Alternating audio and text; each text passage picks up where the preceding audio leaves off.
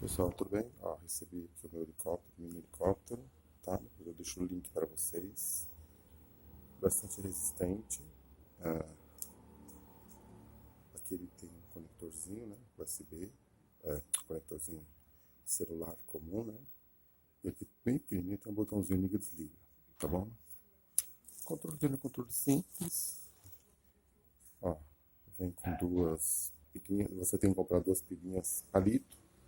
Colocar aqui. Ah, pessoal, é importante, deixa eu falar para vocês que essas pilhas, elas sejam, é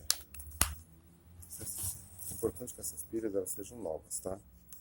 E o mais importante também é que você, mesmo que você chega, o helicóptero, ele já vem com um pouco de carga, mas é bom você deixar ele plugado lá no carregador de celular até ele zerar, né? Até ele apagar a luzinha, tá? Isso é muito importante.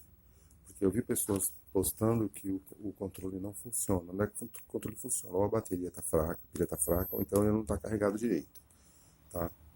Feito isso, ele funciona. Eu vou dar um pause, depois vocês vão ver ele funcionando, tá?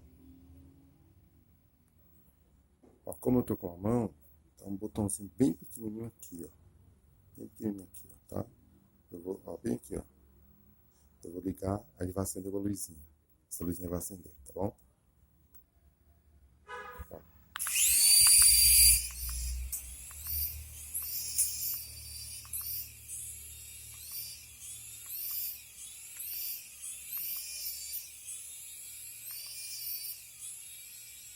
Aqui é potência, ó. Aqui você dá potência, ó.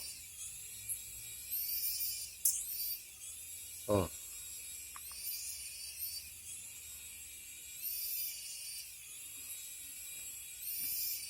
Você dá potência, ó.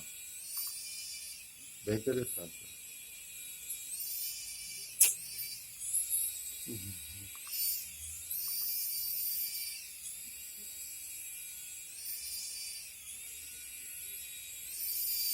Bem legal, pra brincar, bem legal. Ó, pra brincar. Ó, Lalinha.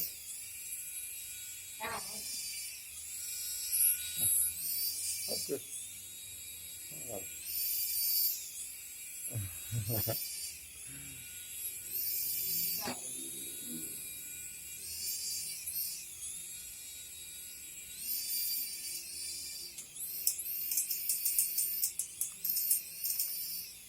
ele é bem resistente, tá? Vou trazer ele pra cá, que eu vou...